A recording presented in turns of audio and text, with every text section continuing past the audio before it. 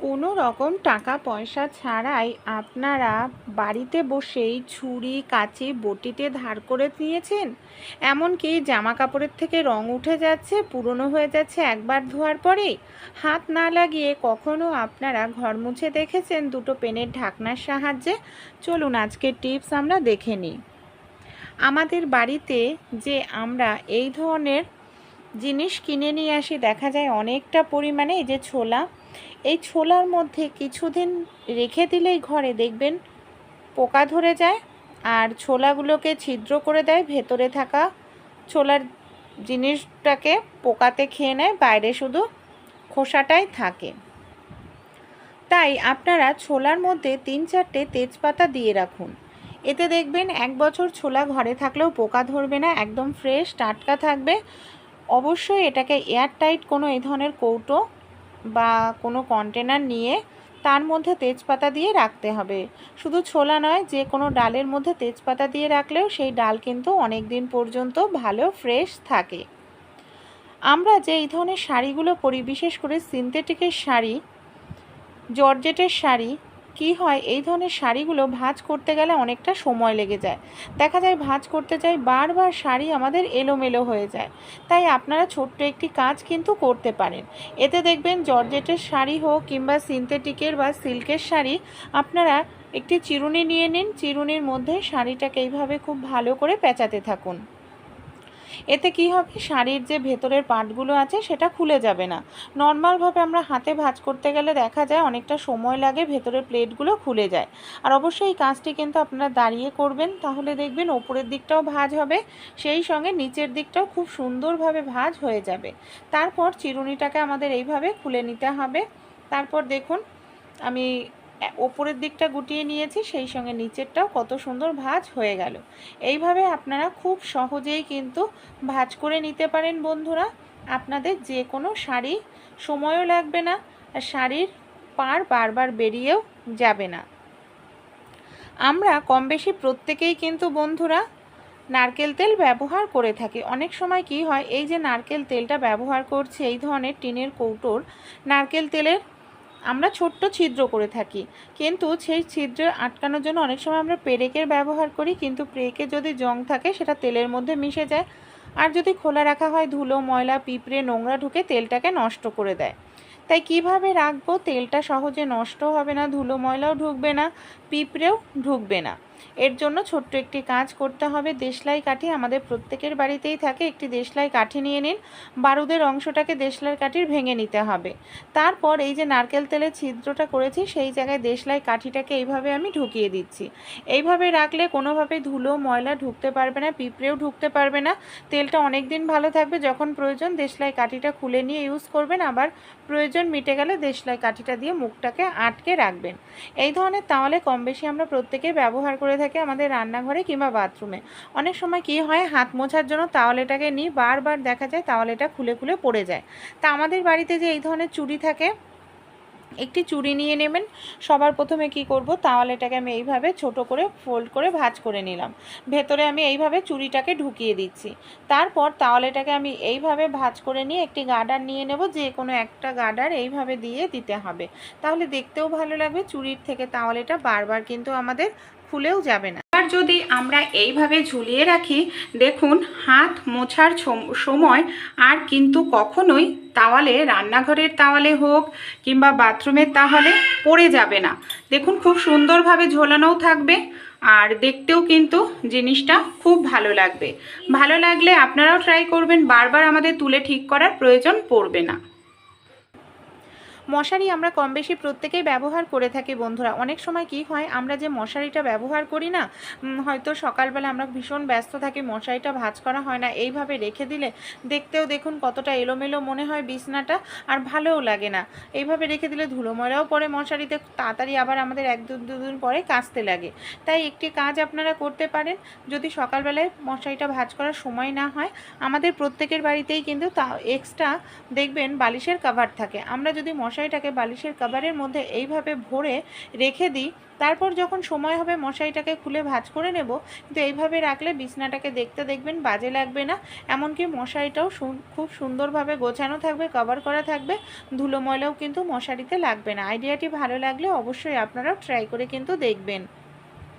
আমরা অনেক সময় দেখা যায় শুকনো লঙ্কা গুঁড়ো করতে যাব, কিন্তু দেখা যায় কৌটোর মধ্যে রাখা শুকনো লঙ্কাটা নরম হয়ে গেছে, আর নরম হয়ে গেলে সেটা কিন্তু গুঁড়ো করা যায় না, এমনকি পেস্ট করলেও ঠিক মতো দেখা যায় পেস্ট হয় না। তাই এরকম সমস্যার মধ্যে যদি পড়েছেন, কিভাবে আপনারা লঙ্কাটাকে সেকেন্ডের মধ্যেই গুঁড়ো করে নিতে পারবেন, লঙ্কাটা যে ভেজা ভাব চলে এসছে সেটা শুকনো একদম মুচমুচে হয়ে যাবে, রোদে দিতে লাগবে না। আমরা যখন রান্না করি দেখবেন দুটো গ্যাসের বার্নার আমাদের মাঝখানটায় অনেকটাই গরম থাকে, এই দুটো মানে গ্যাসের বার্নারের মাঝখানটাকে কাজে লাগাতে পারি। লঙ্কার পাত্রটাকে এইভাবে যদি কিছু সময়ের জন্য রেখে দেন, দেখবেন লঙ্কাটা যেটা নরম হয়ে গেছিলো খুব সহজে একদম মুচমুচে হয়ে যাবে। তারপর আপনারা পেস্ট করতে পারেন বা লঙ্কাটা গুঁড়ো করে নিতে পারেন, কোনো রকম অসুবিধাই হবে না। ভালো লাগলে অবশ্যই ট্রাই করে কিন্তু আপনারাও দেখবেন। আমরা কম বেশি প্রত্যেকেই যখন এই ধরনের জামা কাপড় নিয়ে আসি, এমন কালারের অনেক সময় সুতির জামা কাপড় নিয়ে আসি, একবার দুবার ধুয়ে দিলেই দেখা যায় এর রং উঠে একেবারে সাদা হয়ে যায়, আর দেখতে ভীষণ বাজে লাগে। ওই সব জামা কাপড় আর দেখা যায় পরা যায় না।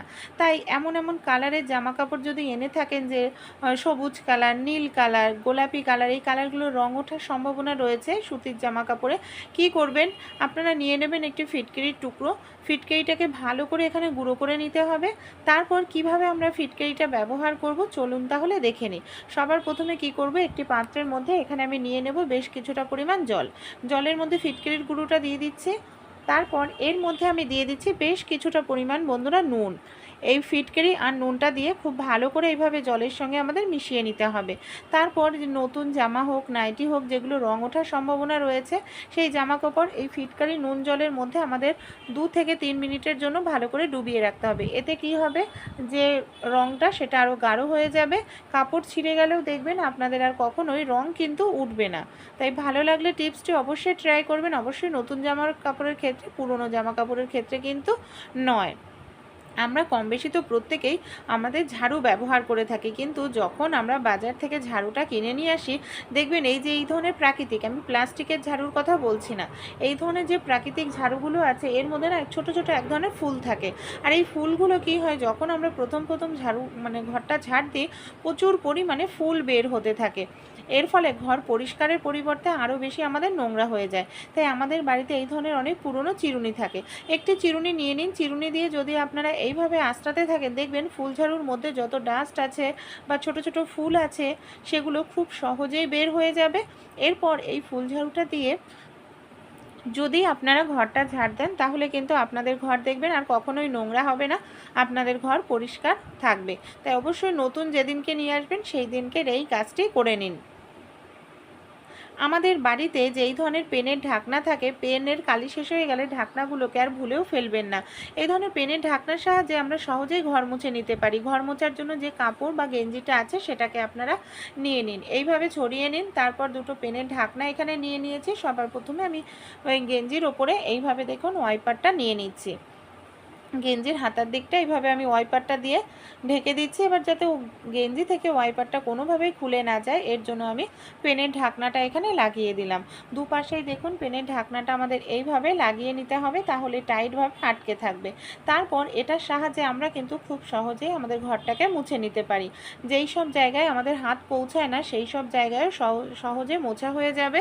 এই দেখুন, আর এইভাবে ঘর মুছলে আমাদের কোমর যন্ত্রণা, হাঁটু যন্ত্রণাও করবে না, কাজটিও আমাদের অনেকটা সহজ হয়ে যাবে। যখন পুরোটা ঘর মোছা হবে তখন আমরা আবার কি করব, এই দেখুন কি পরিমাণে নোংরা ছিল, সেই নোংরাগুলো কত সহজেই এখানে আমরা পরিষ্কার করে নিতে পারলাম।